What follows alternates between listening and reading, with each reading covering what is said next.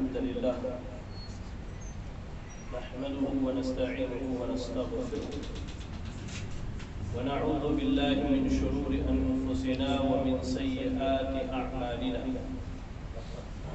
من يهده الله فلا مضل له ومن يضلله فلا هادي له وأشهد أن لا إله إلا الله وحده لا شريك له وأشهد أن محمدًا عبده ورسوله يا أيها الذين آمنوا اتقوا الله حق تقاته ولا تموتن إلا وأنتم مسلمون يا أيها الناس اتقوا ربكم الذي خلقكم من نفس واحدة وخلق منها زوجها وبث منهما رجالا كثيرا ونساء واتقوا الله الذي تساءلون به والأرحام إن الله كان عليكم رقيبا يا أيها الذين آمنوا اتقوا الله وقولوا قولا سديدا يصلح لكم أعمالكم ويغفر لكم ذنوبكم ومن يطع الله ورسوله فقد فاز فوزا عظيما أما بعد فإن أصدق الحديث كتاب الله وخير الهدي هدي محمد صلى الله عليه وسلم وشر الأمور محدثاتها وكل محدثة بدعة وكل بدعة ضلالة وكل ضلالة في النار أعوذ بالله السميع العليم من الشيطان الرجيم بسم الله الرحمن الرحيم إن عدة الشهور عند الله 12 شهرا في كتاب الله يوم خلق السماوات والأرض منها 4 حرم رب اشرح لي صدري ويسر لي أمري واحلل عقدة من لساني يفقهوا قولي اللهم لا حول ولا قوة إلا بك لائق صدر احترام بزرگ حضرات نوجوان ساتھیوں اور حاضرین جمعہ آج کے خطبہ جمعہ میں جس موضوع پر آپ کے سامنے بات رکھی جائے گی وہ موضوع ہے ماہ محرم اور ہجرت مدینہ سے اہم اسباب۔ ماہ محرم کی تاریخ بڑی پرانی تاریخ ہے۔ ہم اور آپ اگر قرآن و حدیث کا مطالعہ کریں، کتاب و سنت کو پڑھیں تو ہمیں اس بات کا علم ہوگا کہ ماہ محرم کی تاریخ کتنی پرانی ہے۔ خطبہ مسنونہ میں سورۃ التوبہ کی آیت نمبر 36 میں نے پڑھی، جس میں اللہ رب العالمین نے کہا ان عدت الشہور عند اللہ 12 شہرا فی کتاب اللہ یوم خلق السماوات والارض، کہ اللہ تعالیٰ نے جس دن آسمان اور زمین کو پیدا کیا، آج سے ہزاروں کروڑوں سال پہلے اللہ نے جب آسمان و زمین کو پیدا کیا تو اس کے پاس موجود کتاب میں اس بات کو لکھ دیا کہ مہینوں کے تعداد 12 ہو۔ ہم یہ جو کیلنڈر بناتے ہیں 12 مہینے کا، یہ کیلنڈر کب سے بنا ہوا ہے؟ جب سے آسمان اور زمین۔ اس کے بعد اللہ نے کہا منہا 4 حرم، ان 12 مہینوں میں 4 حرمت والے مہینے۔ بڑی جامع بات اللہ نے جس دن آسمان اور زمین کو بنایا اس دن اللہ نے اپنے پاس موجود کتاب میں لکھ دیا مہینوں کی تعداد 12 ہوں گے، اور ان 12 مہینوں میں 4 حرمت والے مہینے ہوں گے۔ سوال یہ کہ حرمت والے مہینے کون سے ہیں؟ آئیے صحیح بخاری کتاب التفسیر اٹھائیے، امام بخاری رحمہ اللہ نے سورۃ التوبہ کی تفسیر میں اس آیت کی تفسیر کرتے ہوئے فرمایا کہ اللہ کے نبی صلی اللہ علیہ وسلم نے فرمایا السنۃ 12 شہرا منها 4 حرم 3 متوالیات۔ اللہ کے نبی صلی اللہ علیہ وسلم نے کہا ایک سال 12 مہینے کا ہوتا ہے اور ان میں 4 حرمت والے مہینے ہیں، 3 پے در پے ہے اور ایک مہینہ تھوڑا آگے جا کے ہے۔ 3 پے در پے کون سے ہیں؟ ذوالقعدہ، ذوالحجہ، محرم۔ اس کے بعد چوتھا مہینہ رجب کا مہینہ، یہ 4 حرمت والے مہینے۔ ذوالقعدہ یعنی عید الاضحیٰ سے پہلے والا مہینہ، قربانی کا مہینہ، اس کے بعد محرم کا مہینہ اور پھر رجب کا مہینہ، یہ 4 حرمت والے مہینے ہیں۔ تو آپ دیکھیے محرم کی تاریخ کتنی پرانی ہے۔ اللہ نے جب آسمان و زمین کو پیدا کیا تبھی اللہ نے لکھ دیا کہ مہینوں کے تعداد 12 ہوں گے، ان میں 4 حرمت والے مہینے ہیں اور ایک حرمت والا مہینہ یہ ماہ محرم ہے جس میں ہم اور آپ زندگی گزارتے ہیں۔ پتہ یہ چلا کہ ماہ محرم کی تاریخ کب سے ہے؟ جب سے آسمان و زمین کی تخلیق کی. ماہ محرم بے شمار تاریخی واقعات پیش آئے. ان میں آپ دیکھیں اگر تو موسیٰ علیہ السلام کو اللہ تعالیٰ نے 10 محرم کے دن اسی محرم الحرام کے مہینے میں نجات دیا تھا. آپ عبداللہ ابن عباس رضی اللہ تعالیٰ عنہ کی وہ حدیث پڑھی جسے امام بخاری اور امام مسلم رحمہ اللہ نے اپنے صحیح میں نقل کیا ہے. اللہ کے نبی صلی اللہ علیہ وسلم مدینہ پہنچتے ہیں. آپ نے وہاں کی یہود و نصارہ کو دیکھا کہ وہ روزہ رکھے ہیں. آپ نے ان سے پوچھا کیوں روزے سے ہو بھائی؟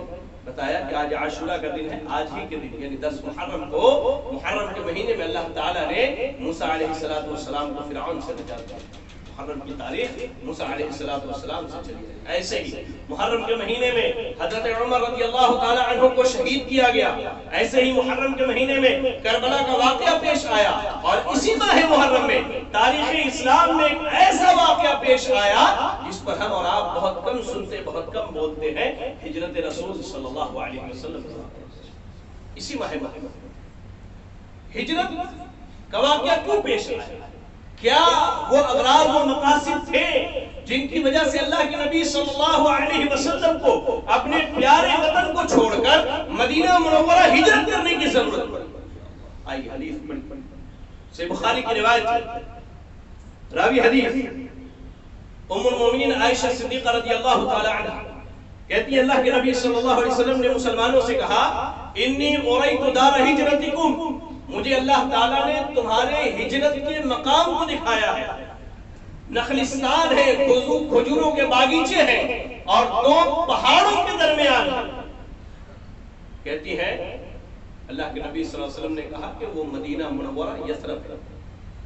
عام مسلمانوں نے ہجرت شروع کر دی اور جو لوگ حبشہ ہجرت کر کے گئے تھے پہلی مرتبہ، مکے میں تکالیف اور پریشانی برداشت کرتے کرتے وہ لوگ بھی ہجرت کر کے مدینہ منورہ آنا شروع ہوئے.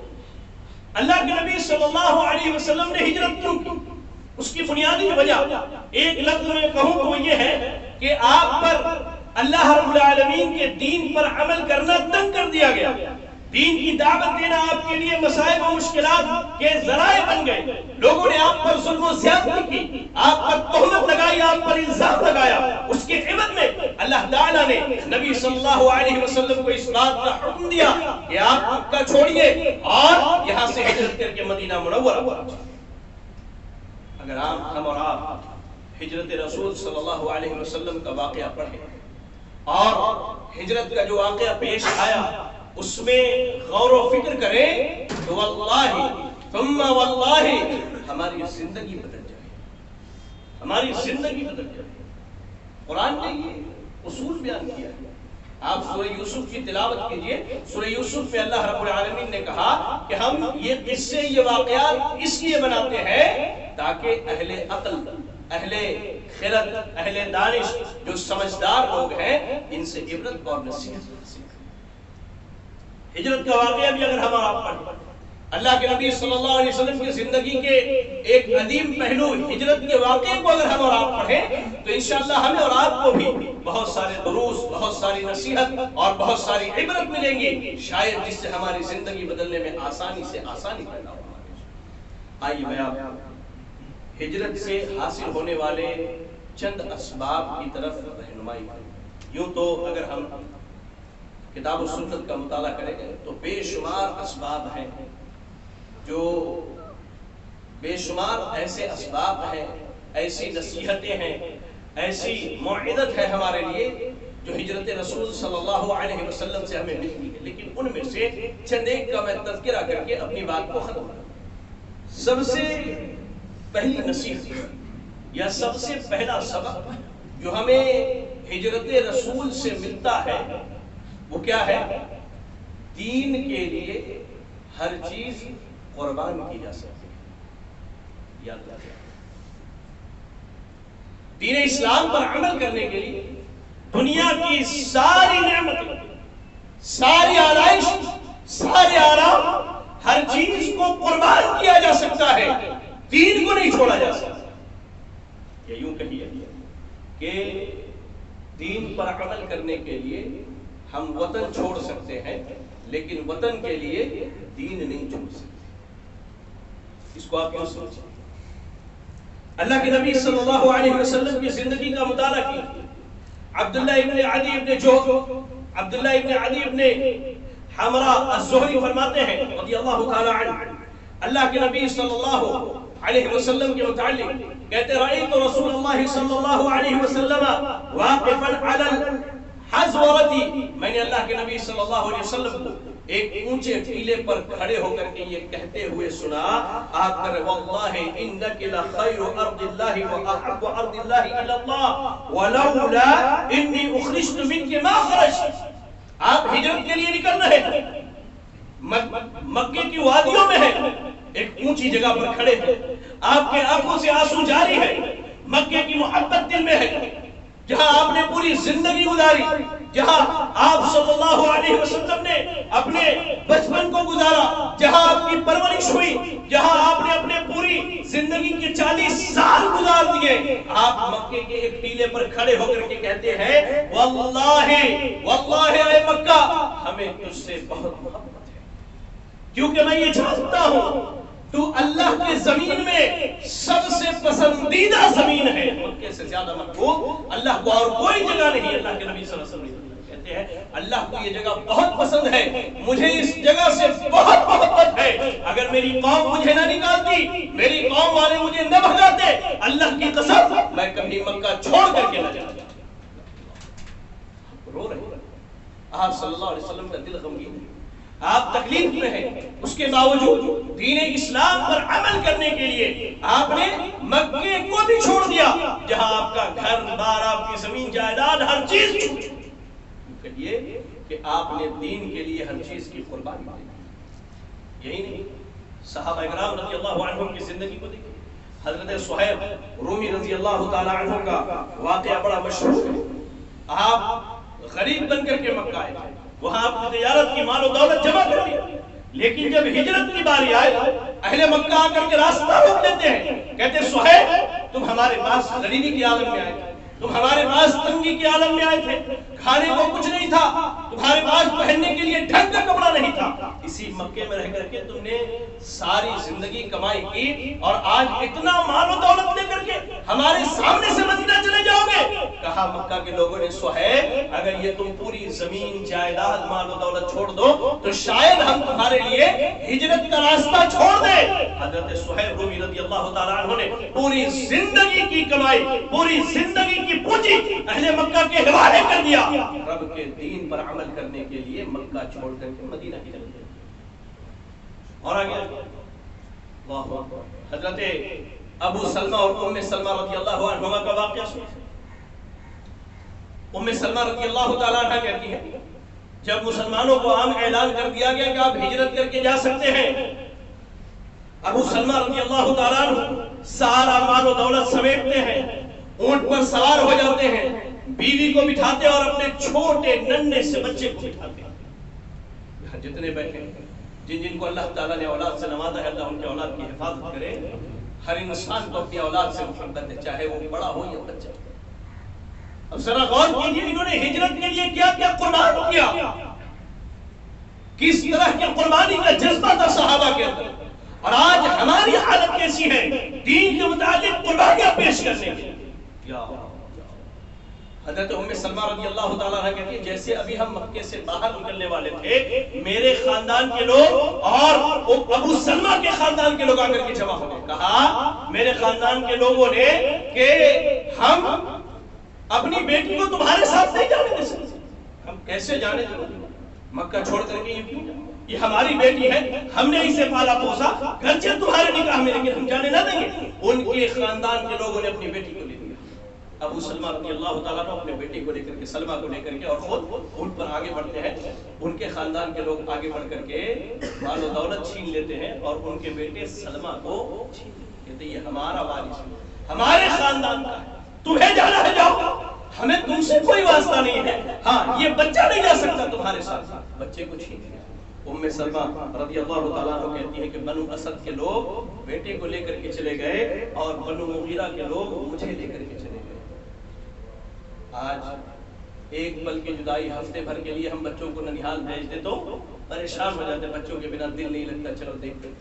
حضرت ابو سلمہ رضی اللہ تعالیٰ عنہ روتے بلکتے سب کچھ لٹا کر کے اللہ کی راہ میں مکہ مدینہ پہنچ جاتے ہیں۔ ادھر ام سلمہ رضی اللہ تعالیٰ عنہ کو ان کے خاندان والے گھسیٹ کر کے لے کے اپنے گھر چلے جاتے ہیں، اور وہ ننھا سا بچہ ماں باپ کے درمیان الگ کر دیا جاتا ہے، اور حضرت ابو سلمہ کے خاندان والے لے کر کے چلے جاتے ہیں۔ ام سلمہ کہتی ہے 1 سال تک میں روزانہ جاتی تھی مکے کی پہاڑیوں پر بیٹھ کر کے رویا کرتی تھی چھوٹے چھوٹے ٹیلوں پر۔ جب لوگوں کو میرے اوپر ترس آیا، لوگوں پر رحم آیا، تو 1 سال کے بعد میرے بچے کو میرے پاس لوٹایا اور میں ہجرت کر کے مدینہ پہنچ کے اپنے شوق پر۔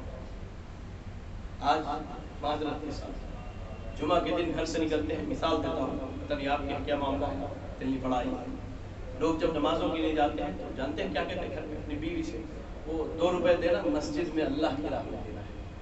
وہی آدمی جب اپنی بیوی بچوں کو لے کر کے نکلتا ہے تو 500-600 روپے کا ایک پیزا خرید کر کے 2 ٹکڑے کھا کر کے برمیل اور کوڑے دان میں پھینک کر کے وہ آدمی چلاتا ہے۔ یاد ہماری دین کے لیے کوئی محبت صاف ستھری بات ہے، اگر محبت ہوتی اللہ کے لیے قربان کرنے کی ہماری خواہش ہوتی حقیقی۔ میں نوجوانوں سے پوچھنا چاہتا ہوں، کتنے نوجوان ہیں جن کے چہروں پر داڑیاں ہیں؟ کتنے نوجوان ہیں جو اپنے وقت کی قربانی کر کے 5 وقت نمازوں کے لیے آتے ہیں؟ کتنے ایسے نوجوان ہیں جو اپنے پیٹ کو خالی رکھنا پسند کرتے ہیں، حرام مال اس میں داخل نہیں کرتے؟ کتنے ایسے نوجوان ہیں جو اپنے کانوں سے اللہ کے لیے حرام سننا چھوڑ دیتے ہیں؟ کتنے ایسے نوجوان ہیں جو اپنی عزت کی حفاظت کرتے ہیں اللہ رب العالمین؟ نہیں ہے آج ان ایمان والوں کی اور ان ایمانی جذبوں کی ہمارے یہاں بہت کمی ہے۔ ہم نے ہجرت سے یہ سیکھنا ہے کہ اللہ کے نبی صلی اللہ علیہ وسلم نے اور صحابہ اکرام رضی اللہ عنہم نے ہر چیز کی قربانی پیش کی، صرف اور صرف اللہ رب العالمین کے دین کے لیے، اللہ رب العالمین کی شریعت کے لیے۔ ایسے اگر ہم ہجرت مدینہ کا واقعہ پڑھیں تو جو دوسرا سبق ملتا ہے وہ بڑا اہم سبق ہے۔ وہ کیا ہے؟ اسلام میں نا امیدی کی کوئی گنجائش نہیں ہے۔ اب اس بات کو یاد رکھیں، اسلام میں کیا ہے؟ نا امیدی کی کوئی گنجائش نہیں ہے۔ نبی صلی اللہ علیہ وسلم 13 سال تک مکے کے لوگوں کو دعوت دیتے ہیں، راہ ہموار نہیں ہوتی ہے۔ اسی دوران آپ طائف آتے ہیں، یہاں اوباش اور بدماش آپ کو مارتے پیٹتے، آپ پر ظلم و زیادتی کرتے ہیں، اللہ اکبر، تاکہ آپ کے جسم سے خون بہ کر کے آپ کی جھنجھوں میں جمع ہو جاتا ہے۔ پھر دوبارہ سب سے تکلیف کی بات کب ہوتی ہے؟ جب حج کے ایام شروع ہوتے ہیں۔ یا اللہ، حج کے ایام شروع ہوتے ہیں اور اللہ کے نبی صلی اللہ علیہ وسلم کے تعلق سے حضرت جابر بن عبداللہ رضی اللہ تعالی عنہ کہتے ہیں کہ اللہ کے نبی صلی اللہ علیہ وسلم ہر قبیلے کے شخص کے پاس جاتے اور جا کر کے کہا کرتے تھے، کہتے ہیں الا رجل يحملني الى قومه فان قريشا قد منعوني ان ابلغ كلام ربي۔ کہتے ہیں کوئی آدمی جو اس شخص کو نبی صلی اللہ علیہ وسلم اپنے متعلق کہتے کوئی آدمی جو مجھے لے چلے اپنے قوم کے پاس، میری قوم قریش جو ہے اب یہ میری بات کو نہیں سنتی ہے اور انہوں نے مجھے اس بات سے روک دیا ہے کہ میں اپنے رب کے کلام کی تبلیغ کروں، یعنی قریش نے مجھے دین اسلام کی تبلیغ سے روک دیا ہے۔ آپ کو کیا لگتا ہے ہم ایک آدمی کو دعوت دیتے وہ بات نہیں سننا، کیا کہتا ہے بات ہی نہیں سنتا یار، اس کو سمجھا کے تھک گیا۔ اللہ کے نبی صلی اللہ علیہ وسلم 15 قبائل کے پاس جاتے ہیں، 15 بڑے بڑے عرب کے قبائل کے پاس جاتے ہیں اور یہی کہتے ہیں تم میں سے کوئی ہے جو مجھے لے چلے اور اپنی قوم کے لوگوں کے پاس، تاکہ قوم کے لوگ میری بات سن لے۔ سارے لوگ انکار کرتے، اللہ کے نبی نا امید نہیں ہوتے ہیں، کیونکہ اللہ رب العالمین کا یہ وعدہ ہے کہ یہ دین غالب ہو کر کے رہے گا۔ اللہ کا کرم دیکھیے، جو لوگ بعد میں مدینے میں انصار کہلائے یہ بھی حج کے لیے آئے ہیں، ان لوگوں نے جب اللہ کے نبی صلی اللہ علیہ وسلم کی بات سنی تو آپ صلی اللہ علیہ وسلم کی دعوت کو قبول کیا، اسلام لایا انہوں نے۔ اللہ کے نبی نا امید نہیں ہوئے۔ ہجرت یہ بتاتا ہے کہ اسلام میں نا امیدی نہیں ہے۔ جب ان لوگوں نے اسلام قبول کر لیا، حضرت مصعب بن عمیر رضی اللہ تعالی عنہ ان کے سفیر بنائے گئے۔ اب مکہ سے مدینہ وہ سفارت کا کام کرتے، انہیں دین پہنچاتے، انہیں دین سمجھاتے، یہاں تک کہ یہی لوگ اللہ کے نبی صلی اللہ علیہ وسلم کے ہاتھ پر بیعت کرتے ہیں۔ اور جو تاریخ کی کتابوں میں بیعت عقبہ اولا اور بیعت عقبہ الثانیہ کے نام سے بڑا مشہور ہے، تو یاد رکھیں میرے بھائی، خصوصاً میرے نوجوان، کہ پریشان ہونے کی ضرورت نہیں ہے زندگی میں۔ اسلام میں نا امیدی نام کی کوئی چیز نہیں ہے۔ آپ اللہ سے امید لگا کر کے رکھیے، مسلسل کوشش کیجئے، چاہے آپ کی تجارت ہو، چاہے آپ کی گھریلو زندگی ہو، چاہے آپ کی ازدواجی زندگی ہو، میاں بیوی کے مسائل ہو، باپ بیٹے کے مسائل ہو، بھائی بھائی کے مسائل ہو، اللہ پر توکل رکھیے، کوشش کیجئے، اللہ تعالی ان سارے مسائل کو ہمارے اور آپ کے لیے آسان کرے گا اور حل کرے گا۔ ہجرت مدینہ ہمیں یہ سب کہ آپ نے گھبرانا نہیں ہے، نا امیدی اختیار نہیں کرنی ہے، اللہ سے امید لگا کر کے رکھنی ہے، انشاءاللہ اللہ تعالیٰ سارے مسائل کو آسان کر دے گا۔ ایسے ہی ہجرت مدینہ ہمیں اور آپ کو ایک شخصیت کے متعلق سبق دیتا ہے۔ ابھی حالیہ دنوں میں پڑوسی ملک میں ایک بدبخت جس کا نام آصف علوی ہے، اس نے نبی صلی اللہ علیہ وسلم کے بعد اس امت کے سب سے پاکیزہ شخصیت ابو بکر صدیق رضی اللہ تعالی عنہ کی تکفیر کی، نعوذ باللہ انہیں کافر کہا۔ رافضیوں کی اس ٹولے ماہ محرم میں ابو بکر صدیق رضی اللہ تعالی عنہ، میں کیا بتاؤں، اللہ رحم فرمائے، کبھی اللہ نے موقع دیا تو ایک مکمل خطبہ اسی موضوع پر ہوا کہ رافضیوں نے کیا کیا۔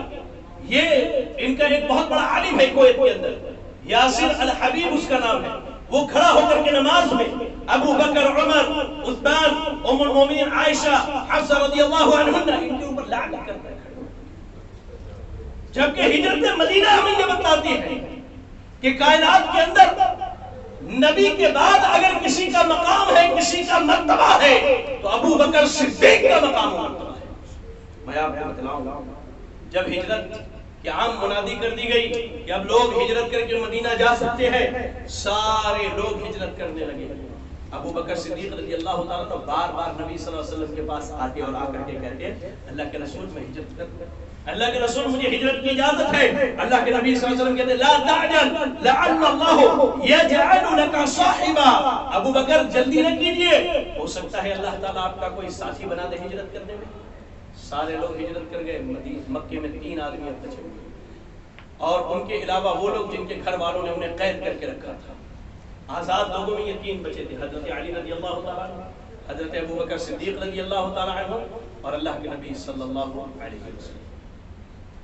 ام المومنین عائشہ صدیقہ رضی اللہ تعالیٰ عنہ فرماتی ہے، صحیح بخاری کی روایت ہے، اللہ کے نبی صلی اللہ علیہ وسلم صبح و شام ہمارے گھر آیا کرتے تھے، لیکن اچانک اس دن دوپہر میں چلچلاتی دھوپ میں اب بھاگتے بھاگتے ہمارے گھر آئے۔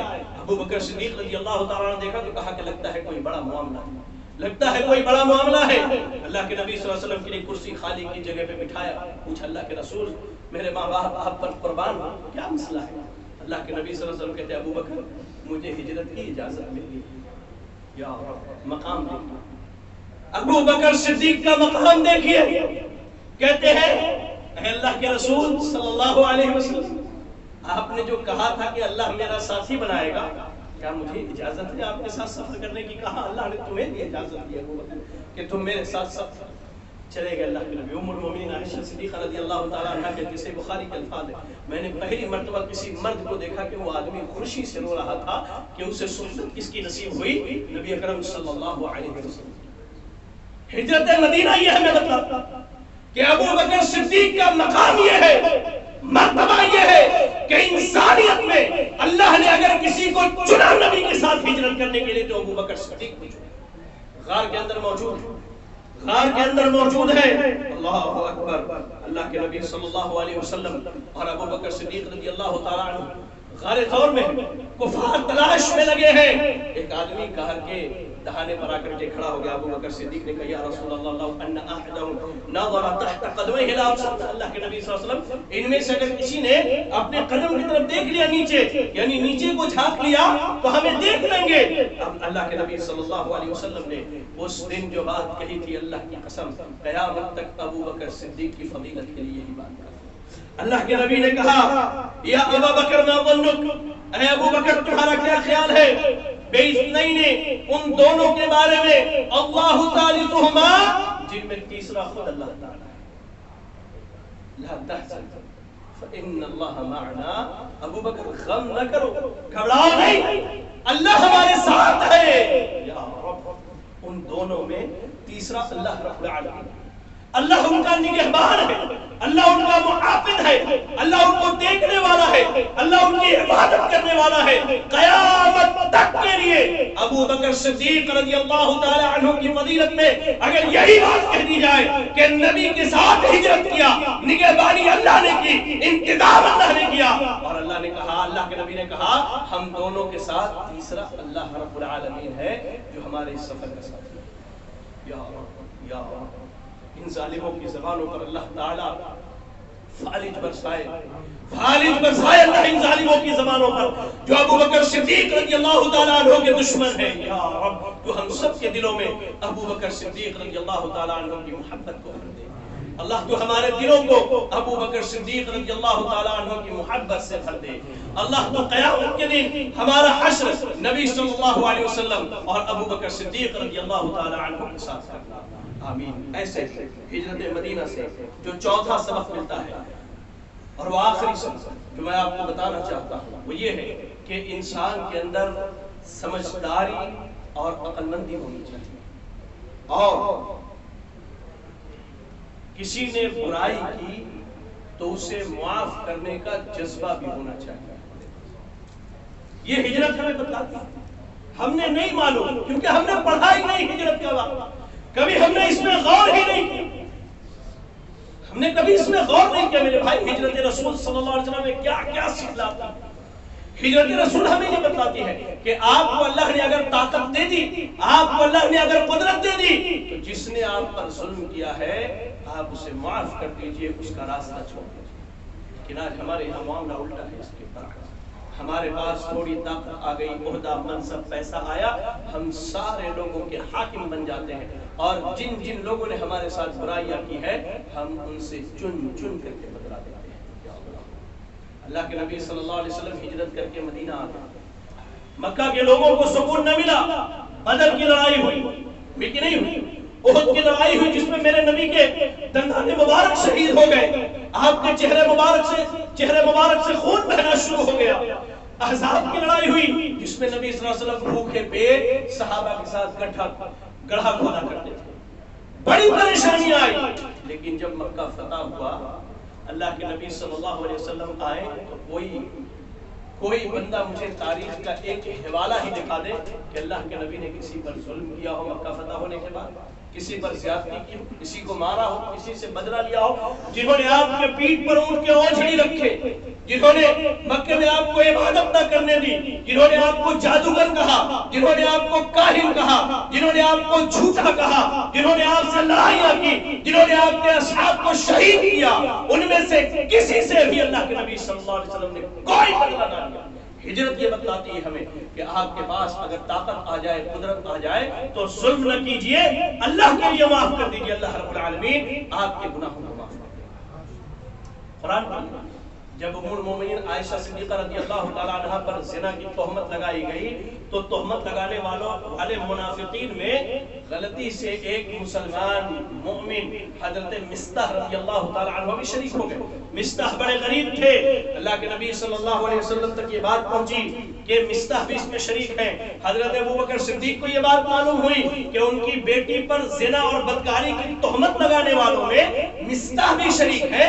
مصطح غریب آدمی, ابوبکر صدیق رضی اللہ تعالیٰ عنہ ان کے خاندان پر, ان کے گھر والوں پر اپنا مال خرچ کرتے تھے, ان کی غربت دور کرتے تھے. ابوبکر صدیق رضی اللہ تعالیٰ عنہ نے کہا میری بیٹی پر تہمت لگی ہے, آج کے بعد مصطح اور ان کے گھر والوں پر 1 روپے خرچ نہیں کروں گا. جب یہ بات اللہ کے نبی کو معلوم ہوئی اللہ تعالیٰ نے آسمان سے وحی نازل کی، کہا اے ایمان والو تمہیں اللہ نے مال دیا ہے، کسی کی بدبختی اور برائی کی وجہ سے اس پر خرچ کرنا نہ چھوڑو۔ الا تحبون ان یغفر اللہ لکم، کیا تم یہ نہیں چاہتے کہ اللہ تمہارے گناہوں کو معاف کر دے؟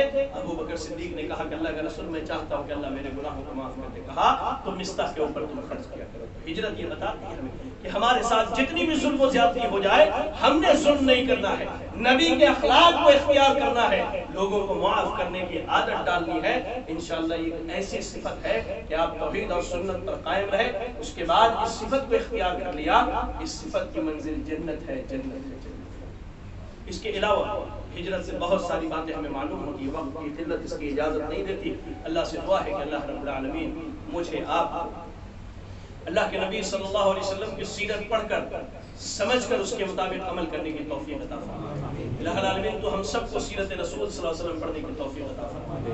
الہ العالمین تو ہم سب کو سیرت رسول صلی اللہ علیہ وسلم پڑھنے کی توفیق عطا فرمائے۔ الہ العالمین ہمیں جو پریشان حال ہے اللہ تو ان کی پریشانیوں کو دور فرما دے۔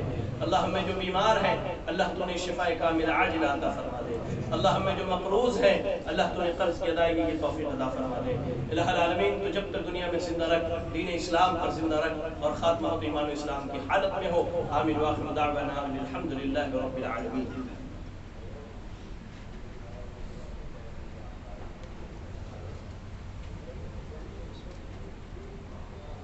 الحمد لله رب العالمين والعاقبة للمتقين والصلاة والسلام على رسوله الكريم وعلى آله وصحبه أجمعين أما بعد۔ محترم مصلیان اکرام، ہم اور آپ اس بات سے بخوبی واقف ہیں یہ جو کرونا وائرس کی وبا چلی ہے ہمارے ملک میں بڑی تیزی سے بڑھ رہی ہے۔